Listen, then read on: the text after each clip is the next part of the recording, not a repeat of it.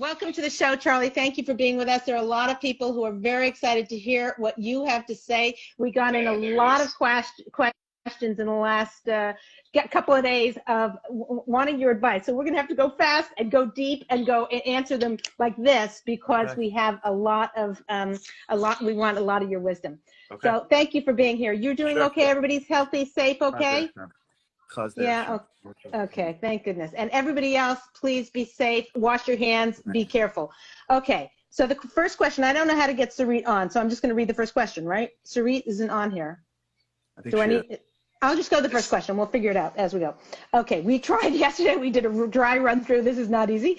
Okay, the first question that came in, my children are suffering and I feel helpless to help them. I'm afraid this fear of corona will leave long-term damage. They aren't the ones that corona really affects, so why do I have to be so vigilant when it comes to keeping them protected? Isn't the long-term emotional damage they will experience worse? Good question. You can control long-term damage easier than your children can give over to somebody who is at risk, an actual virus that can actually hurt them. So the reason why your kids have to be holed up is because their ability to pass the virus to each other is exponentially increased because kids are just all over each other. And as much as you say, wash your hands, like kids are like, really? Good luck with that, right, yeah. And as a result, it passes and it ends up with somebody who really can't help themselves. So that's why you got to keep them in the house. But the real question that I think you're asking is, how do I prevent long-term damage? And the way you prevent long-term damage is with how you are approaching what's going on. It's really important. I had a friend of mine who was on a call recently, and he explained what life was like in Israel during the Gulf War in the 90s. And he looks back at those days, believe it or not, with fond memories. Now, understand in Israel in the 90s, when Saddam Hussein was sending over Scuds, the Israelis thought it was going to be biochemical. So they were training each other how to put wet blankets and wet towels underneath the door in prevention against what they thought was a gas attack. Talk about fear.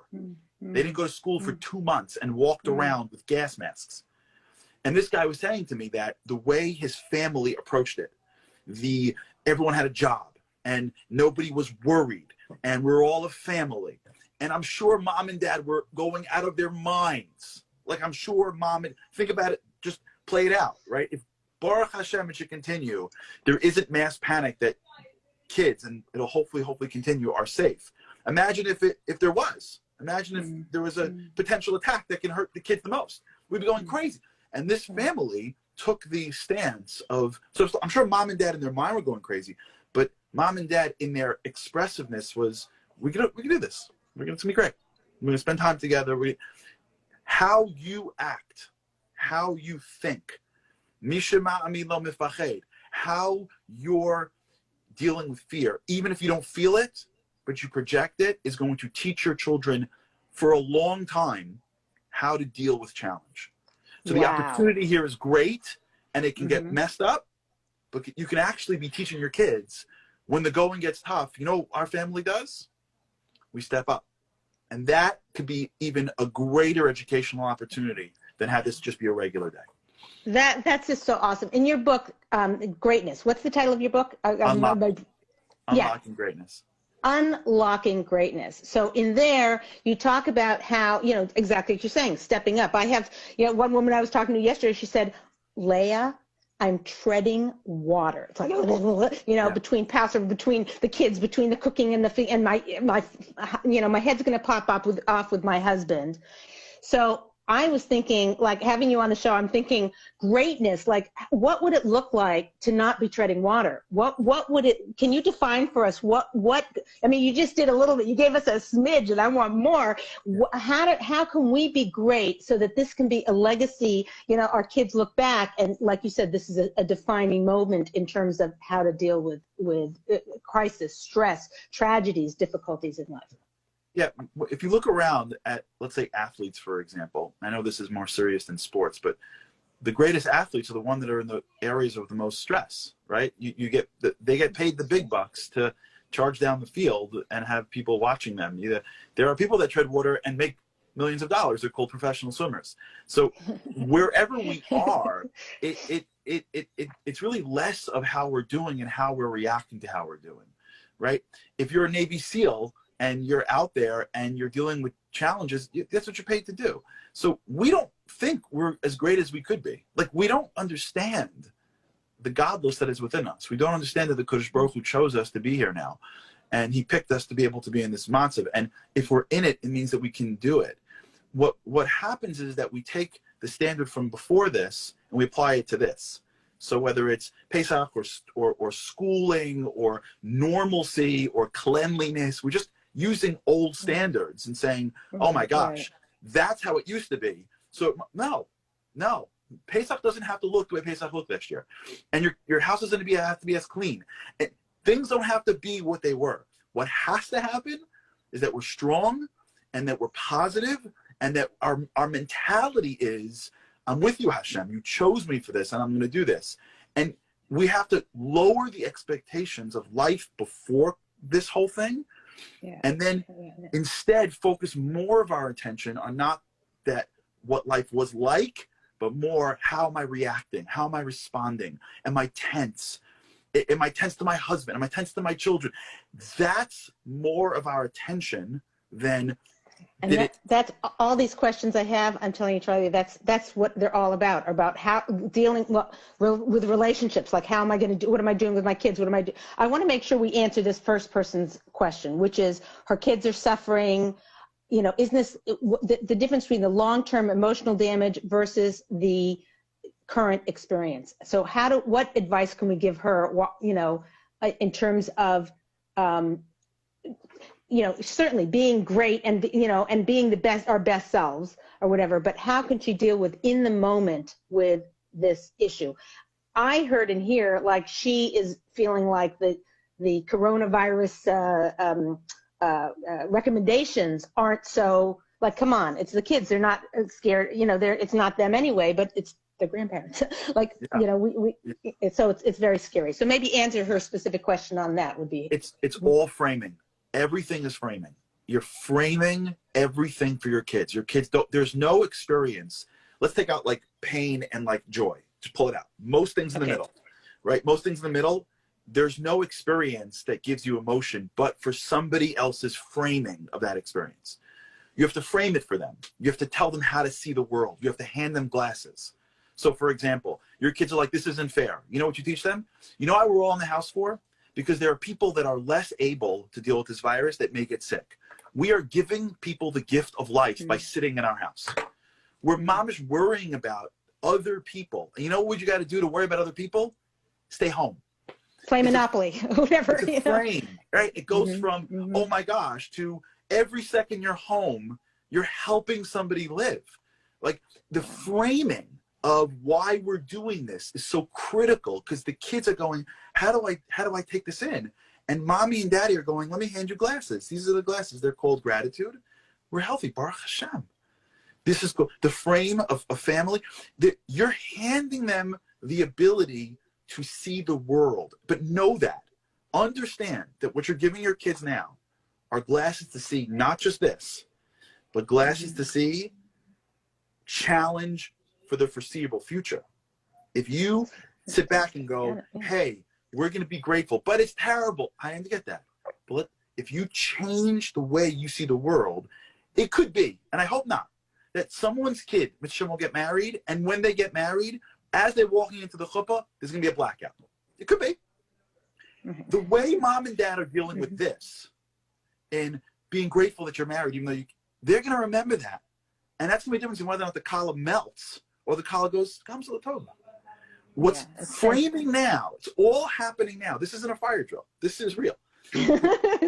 Okay, so everybody who's listening, this is awesome stuff. Thank you very much. Everyone who's listening, please type in questions and we will try and this is live. This is like not a show from whatever. This is live. Get your questions answered now. I've got a gazillion questions here. We're going to go on to the next one. But meanwhile, think of a question and type it in. And I don't know where Sarit is, so I don't know how we're going to, maybe I'll try and read them, but I'm trying to pay attention to you because it's awesome stuff. Okay, I'm going to go to question number 2. My kids want to go out. They're cooped up in the house all day long. My husband wants us to stay inside, but I see many other families on the block. They're going for walks, allowing their kids to play outside. My daughter was sobbing today, asking me if she could go out to play with her friend, who she could clearly see was outside. I'm afraid Corona will not be the worst thing that this family has to deal with. Yeah. So my advice to that, this is common. This is totally common. So just understand that what you're going through is a common problem. Many times you have a husband and a wife that have very different ways of dealing with stress and pressures and fear, and it doesn't come up sometimes in life because usually people aren't in dangerous scenarios, and this is potentially one. So you have very different approaches. One spouse will go, no, lock them in, and one spouse will go, come on. Okay, here's how I think you should deal with it. That's like 10 of the questions. Yeah, right? For sure. And also, another one you could answer at the same time. One said, I'm hoarding because I'm kind of scared, and if I'll kill myself, not kill myself, I'll be really upset if afterwards I go and shop and it's not there. And my husband's like, why are you wasting money? And she said, it's causing me such anxiety going to bed at night, not knowing that I've got enough frozen milk in the house, etc. Yeah. Okay. So let's break this down. Number 1, let's just normal. Your marriage isn't falling apart because the two of you are dealing with stress very differently. That's called being in a marriage with somebody else, and you're dealing with you're dealing with a real unknown stress that just appeared out of nowhere, right? It's not like the both of you are like rock climbing and going like, I told you we shouldn't have been rock climbing. Like, you didn't do this. This came to you, right? So if you are having a difference of opinion with your spouse, this is not a sign of anything marriage related. So just leave it to the side. And if you think that it is, you're going to now waste time and energy thinking that when you have to focus your time and energy on dealing with the matter at hand. These are two separate people looking at a crisis and operating very differently. That's how it is. So now, do you hear that, guys? This is like awesome. This is like taking it out from this big heavy weight of whatever. Yeah. Awesome. This is like, I'm saying, it's like she doesn't like chicken. Like, it's fine. She doesn't like chicken. Like, don't serve chicken. Right? Like, right. And it feels worse because the scenarios are more intense, but it's not fundamentally worse than just preferences, right? It's just people deal with stresses differently. And for most marriages, Baruch Hashem, you don't go through this level of acute stress in a typical way. So it's just coming out to the forefront in a much quicker way than typical. So this is not life. This is an aberration in life. Mishnah will pass soon. I hope personally with Mashiach, but either way, you just want this done soon. But either way, it's not life. Don't make life choices based on things that are not life.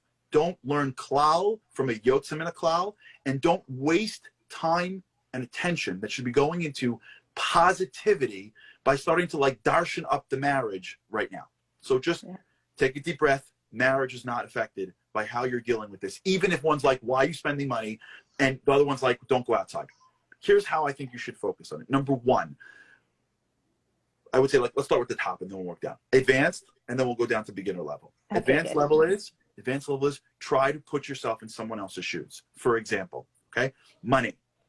For some people, let's assume you have a breadwinner in the family. The economy's going out of their minds. So when someone says don't spend money, it could be because that person is thinking economically the world is is at an unrest. Not, I don't trust your decision making to buy things. So understand that even within a marriage, the roles may not give you access to seeing it from someone else's perspective. Okay. The best thing you can do is identify an individual who you both trust to make these decisions with you. So I understand doctors are overwhelmed. This is happening in my house, right? I am much more interested in going outside. I hope not. I think we had I think I had some sort of this a week ago. I hope, but Baruch Hashem, that my sense is that, and I spoke to my doctor. And someone just texted in and said, can you ride bikes outside with your kids? You know, I mean, I'm getting a lot of these things scrolling by or whatever. And, you know, it's fine as long as they're 6 feet apart from other people who they haven't been quarantined. Yeah. So, yeah. So, okay. So go ahead with what you're saying. I spoke to my doctor and I said to him, here's my scenarios. Here are my symptoms. Here's how I feel. Mm-hmm. Can I leave the house? So my wife had one opinion. I had another opinion. And as opposed to going back and forth, I called my doctor. Now, at the end of the day, it's the Rebbeinu Shalom's business. All you got to do is do a shtadlus. There's no one right answer. It's not like one person's going to Minyan and half of Klal Yisrael saying, don't go to Minyan. Like, it's not that. It's, do I or don't I operate within the parameters or what both are in the world of what's mutter? Well, you call up a shaliach and you say, Hashem, I'm putting my hands in the eyes. If I went to a doctor and he would send me, I would do it. If I asked the rabbi if the fork falls into the pot as a kosher, I wouldn't fight over it. You need a third source that you can go to paskin mishailas, because you need somebody A, from the medical community, and B, that's not one of you, that can actually look at it and go, you should not leave the house yet, or you absolutely can leave the house under these conditions, or don't worry about it, or whatever it is. So it's so critical that you're able to identify somebody else to help you make these decisions, because most people are not medical professionals. And everybody loves playing doctor because we think that WhatsApp is medical school. It's not. Like, whether or not your chat's telling you stuff. And by the way, I had this. I'll tell you honestly. Last week, I think I had it. I don't know. I didn't get tested, but I had terrible back pain. And then I was taking Advil for it. This was before it came out that you don't take Advil. And then I get texts and WhatsApps that if you took Advil, like, oh my gosh, oh my gosh, oh my gosh, oh my, and I'm like, I'm going out of my mind. And I call my doctor, he's like, relax, it's not medically proven, and you did it already. So it's so critical that you limit social media intake. This is so important. Limit the amount of stuff that you are getting in from the world. Try to not allow the chevra to be the new board of doctors for the New York State. Pick an individual who is an actual medical professional for your questions, and then let him or her set the policy for your family. And don't exaggerate a breach in your marriage based on what's going on right now. As far as I'm concerned, whatever is going on now needs to be a pass. Like, there's like, you can't. Well, let me go to the next question, because this one is exactly what you're talking about. You're leading into it, which is that, well, hold on a second. I just lost it. So being inside all day with my husband, I realize how little we have in common and how much he actually annoys me. I end up spending most of my day online pretending to be busy and trying to avoid him. Does this mean our marriage is unsalvageable? Is Corona showing me that being married to him is a mistake? I'm actually contemplating divorce, and that really scares me. Help. Oh, okay. So okay. Good question.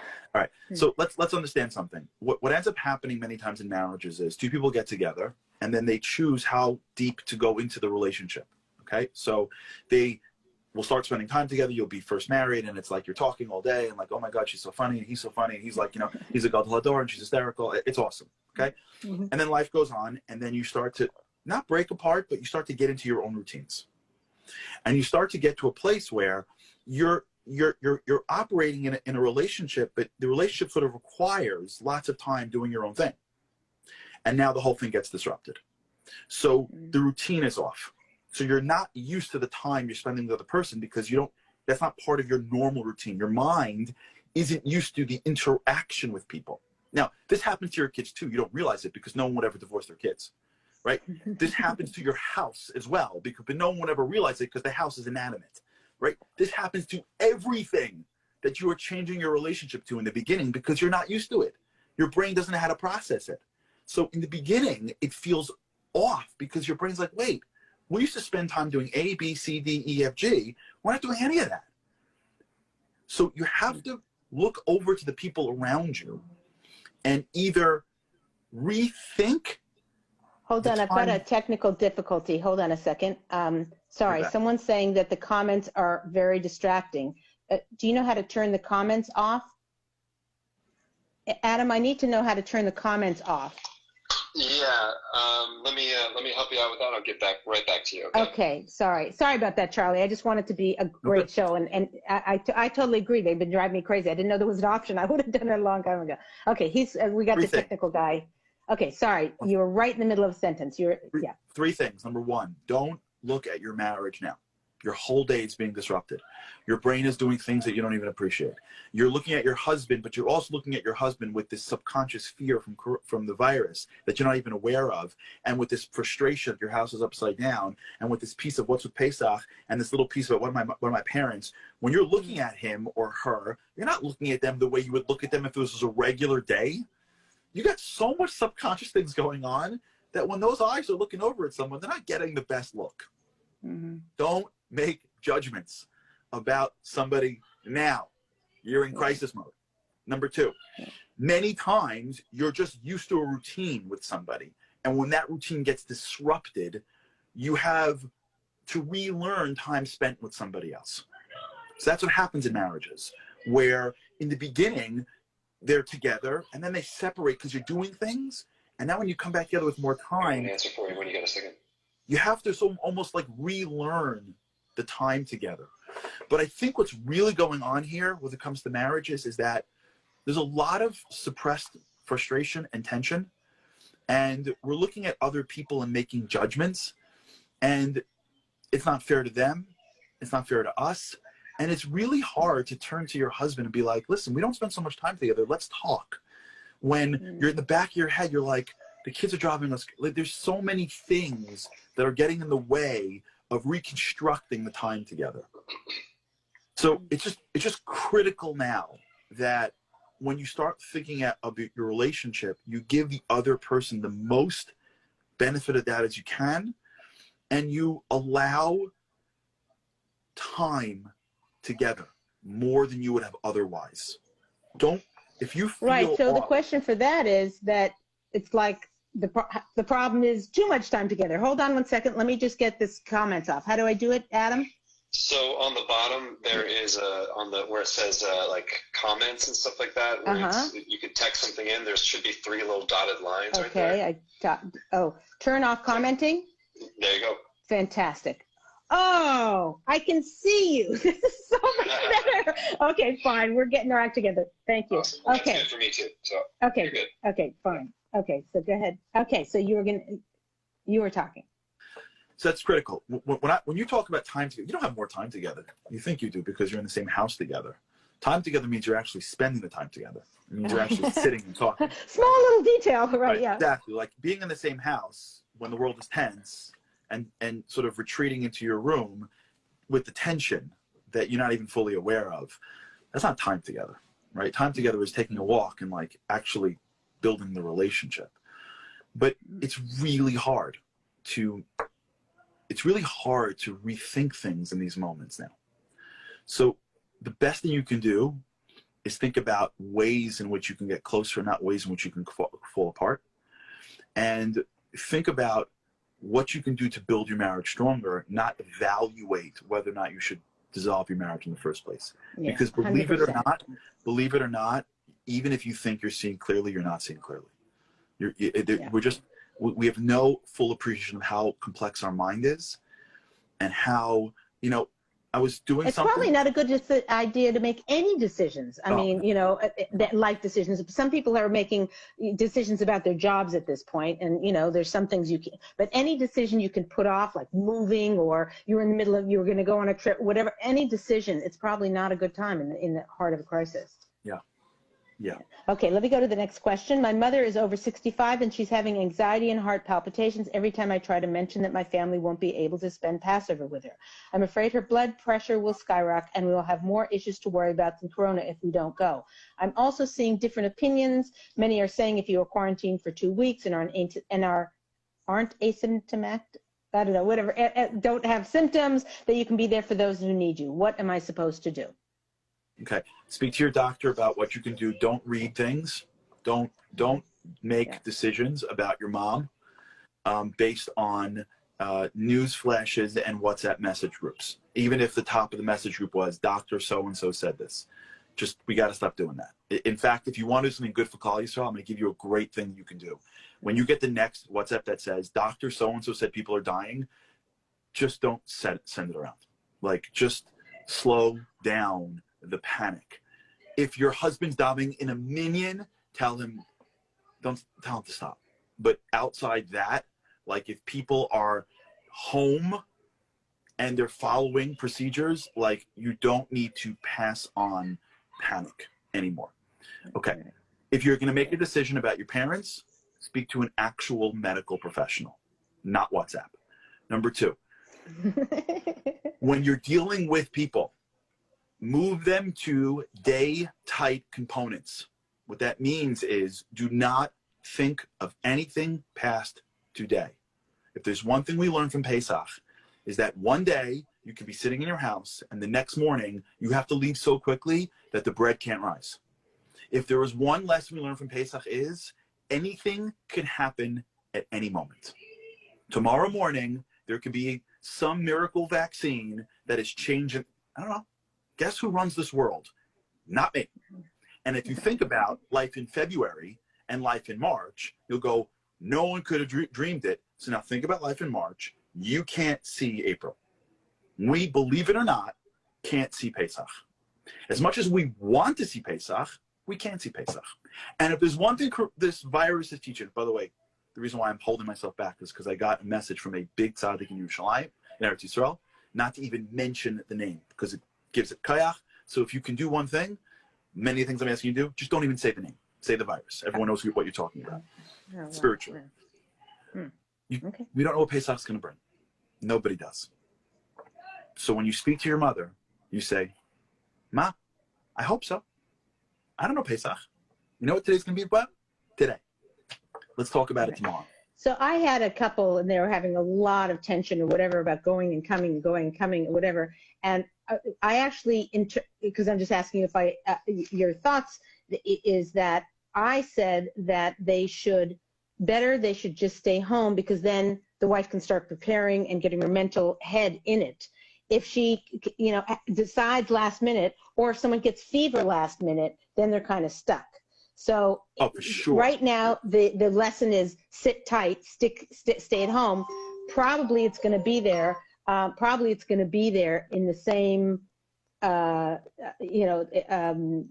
a week or two. It probably will be very similar to it is right now. So anybody who's contemplating going away or whatever, it's not looking like it's going to work. Everyone has to, as Charlie said, consult with your doctor.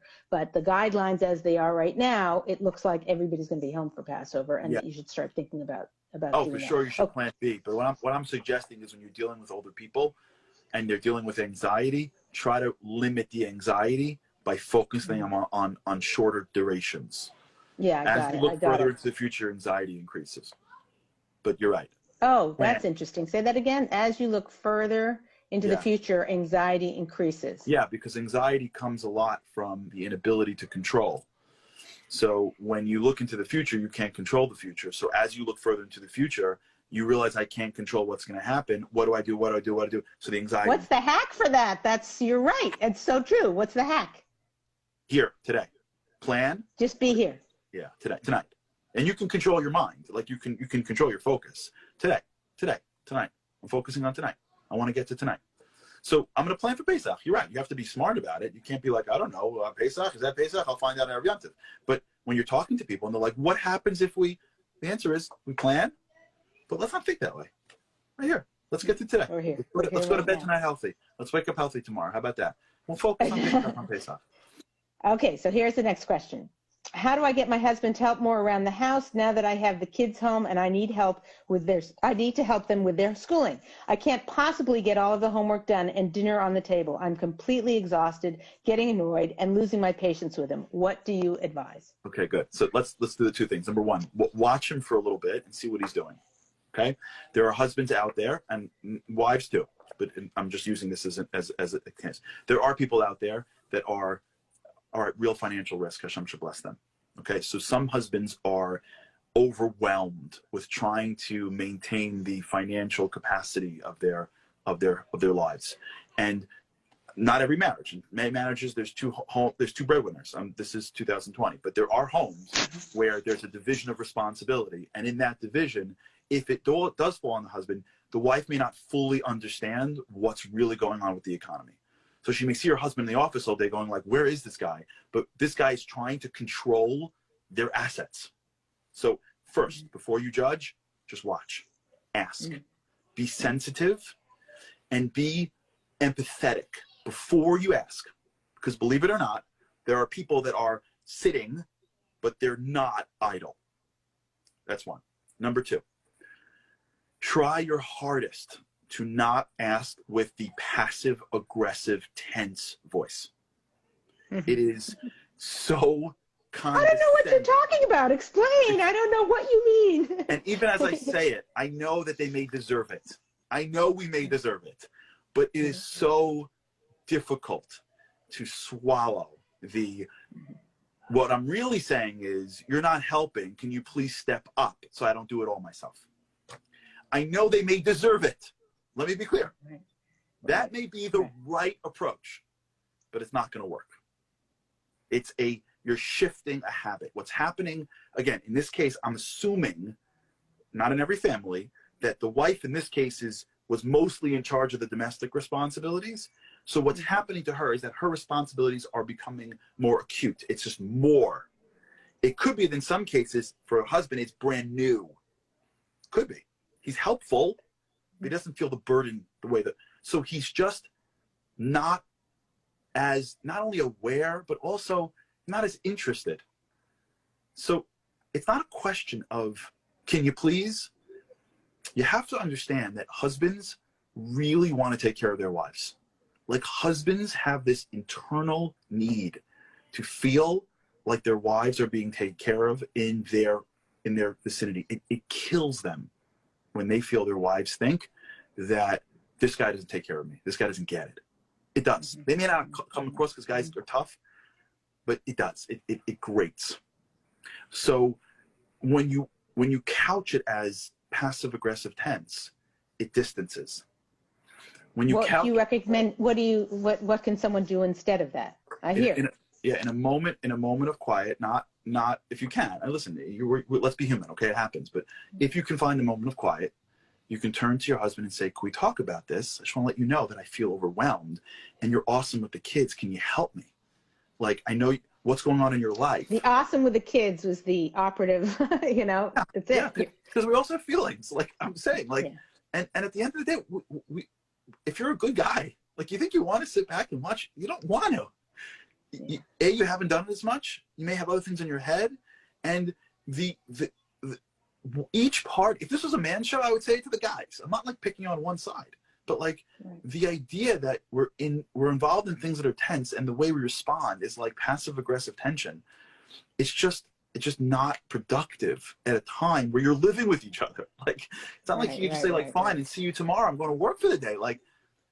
So one of the things that we do a lot is we actually, in terms of communication, is have actually in your head the communication that you want to say and practice it or whatever. But for here, it's really getting clarity. What exactly, rather than pointing your finger and saying, hey, you didn't do what I need you to do, or you're not doing what I need you to do, or being frustrated and angry, is to actually sit down, take a journal, take a piece of paper, there's apps you can, whatever, and figure out exactly what it is. Try and make it the bare minimum that you would be happy with. Like, instead of saying, I want him to, clean the whole kitchen. No, say, I want him to do the dishes and to sweep. Those are my or take the trash out. Those three things are my really annoying things. Or, you know what, I spent all day cooking and now there's all these pots.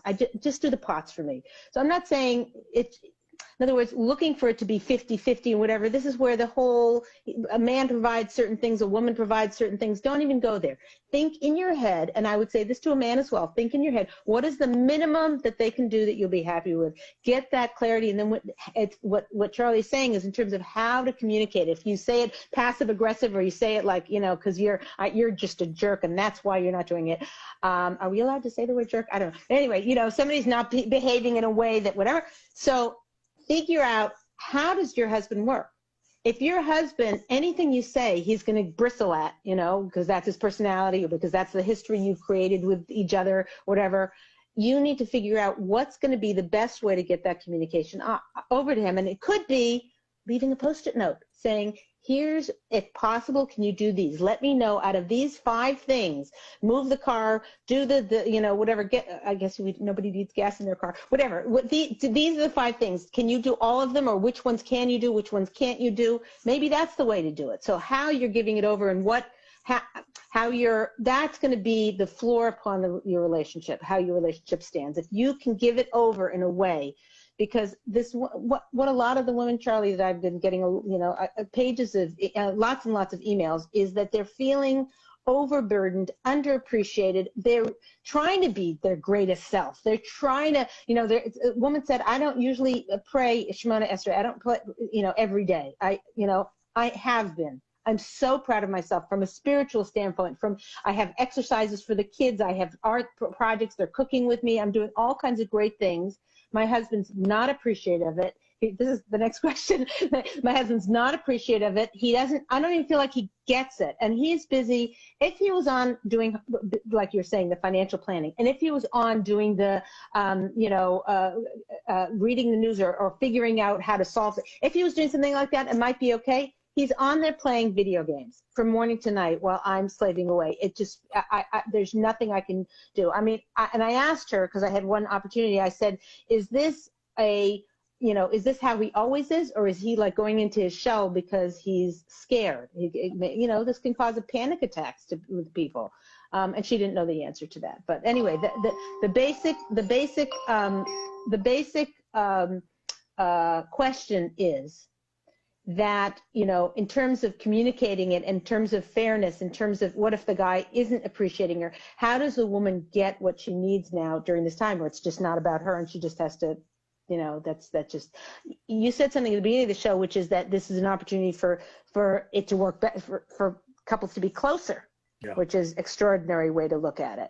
How do you transfer from this tension? We have a boxing glove here. This is our ladies talk show boxing glove. You know, how do you go from the tension, right, to make it so that it's actually a building closeness in the marriage? Yeah. You need to find time away from everything. If you can go outside, you should be taking a walk together. If you can't go outside, you should be spending some time together. You gotta carve out the time now. It's not easy. I know it's hard. It's easier to put the kids to bed and fall asleep. It's easier to go to bed tense because then you just forget about it. It's easier to not have conversations. It's easier to not deal with it. It's a lot easier to look at him playing video games going, you're such a, you know what, and then just huff and puff off. And by the way, you could be right. He may be. You have to carve out as much as humanly possible a moment where you are outside the world that you're in, even if you're physically in the same space, so that you can actually communicate. And in that communication, you have to couch it in a way that you're not coming in your stance of you're getting a lot of hearts on this one. let me tell you what I need. Let me tell you what you need to do, even if you may be right. You have to come from the stance of, we're a team. Let's do this together. We need each other. And these are the moments. These are the moments. You can be married to somebody and you're both living separate lives. And you're married to them. What, do you want to leave? You want to be alone now because it's hard? Like this is what it means. This is what marriage is. Marriage is about going to a human being that you're separated from spiritually and reconnecting to it. It's an avoda. It's hard. It's not like you don't get. It means hard work. Avoda means work. Yeah, it's hard work to make it happen. Yeah. The essence of marriage, according to the Jewish perspective, is that two souls were split before they were born. They come into this world and they reunite, and their goal is to reunite to one soul. You have to take two totally different people and merge them into one so that they're one team. So these are the moments. These are the moments where you sit down and say, okay, let's have our own moment. And let me go on to the next question. It's right on. Okay, good. Okay, fine. My husband and I are arguing all day long. Every time he shows me another news report, article, statistic, social media post, I get so mad at him. I don't want to see any of it. I'm doing my part to ensure our family is safe, but I'm not going to allow all this anxiety and panic to get to me. For my husband, though, sharing this information is therapeutic. I feel like such a bad wife, but I can't take it anymore. Whose health is more important, his or mine? Both of yours. It's called compromise. You gotta communicate it. You gotta turn to your husband and say, listen, I'm here for you. I want to help you in any way I can. But at some point, this is driving me insane. And hopefully you have a marriage that's strong enough where the husband says, I need to share it with somebody, but I hear you. Like, I know it sounds easy on this, but the compromise position is I need to deal with your needs and you need to deal with my needs, and together we got to get through this as one. So there is no my or your health. There is our health. And yeah, and it could be also that she says, you know, listen, you've got, you know, from after lunch, I can sit down with you for 15 minutes and you can share with whatever you want to share with me. But then that's it. Then, you know, and don't do it before bedtime. Like, you know, like the husband was, don't talk to me about the credit card right before bed. You know, don't talk to me about the coronavirus right before bed, or the virus, I should say. Yeah, it's very good. Okay, let's go to the next one. My husband and I normally agree on our parenting styles, but since we're all cooped up at home, it's been a mess and we're bickering a lot about it. What can we do? One, it's normal. It's supposed to be a mess. This is a messy time. Stop. Don't overthink it. Like, this is a messy time. You're in a car in a snowstorm. Like, it's not going to operate like a typical road. So, like, it's okay. You could disagree in moments of crisis. That's when the cracks, so to speak, come out, that they're not going to be relevant as soon as this is over. So don't overthink it. Look the other way as much as you can, and realize that the most important part of parenting right now is showing strength and resilience and optimism. The kids are in 100 places. Most of what we want them to do, like schooling, it will have no longer impact on whether they understand like algebra for the next month, will have no long-term impact on their ability to function in society. Whether they see mom and dad fighting over that extra class they're on will, right? Like, whether they have another snack bag for the next month will have no long-term impact on their health. Whether they see mom and dad tense for a month will. So understand that most of life can be on pause for the next month, and nothing is going to happen over the next month, whether they're in bed an hour later, eat one more snack, go to one last class, play a little longer, make a little bit more noise. Like, this is not going to change their life. What will change their life is I feel scared, and the two people who are supposed to make me feel safe are too busy bickering than actually making me feel like I'm in a home that is safe. That's what's going to mess. It's going to be that the two people that are supposed to get it together are too busy looking at each other and saying, maybe I should divorce you because I'm having a hard week, as opposed to saying, guys, we're good. We're all good. We're going to be great. And I go to bed at night knowing that the two adults in the room are the people that are the ones that are the most stablest human beings on the planet. That will change your kids in the future. If you want to divorce your husband, think about it in 2 months. Let your kids see a happy mom, and then go to bed at night and go, it'll be okay. When I was a kid, I'll tell you one story because I got to go soon. When I was a kid, we lived in Brooklyn. And for those of you who grew up in Brooklyn, you know that there were 20 years ago, there were some parts in Brooklyn that were rougher than others. My grandmother lived on one part of Brooklyn. We lived in another part of Brooklyn. We would drive back. We'd go to my grandparents. My grandmother, she should rest in peace, for holidays. We would drive back sometimes, especially the summer holidays, really late at night. Sometimes we stop at red lights. Street corners would be filled with individuals who I didn't want anywhere near my car. Every single time we stopped at a light and there was a crew on the corner, all I did was look at my dad. If my dad was nervous, I was freaking out. If my dad was calm, I put my head right back on the window, and went back to sleep. You know what's happening right now? Your kids are looking over you and going, is she calm? How do I process this? Is mommy calm? Is daddy calm? Because if they're not calm, maybe there's something really bad out there. If they're calm, if they're happy, if they are showing that they have a munah, you want your kids to be connected to God? It's not going to be when they get in trouble with school in 5 years from now for not putting on film. It's going to be when the going got tough, mommy and daddy said, Hashem runs the world. That's going to be so much bigger than some prize you get for going to yeshiva so that you get to marry somebody, because if you don't, whatever. Gorgeous, These are the moments. gorgeous, gorgeous. These are the moments. Yep. Yeah.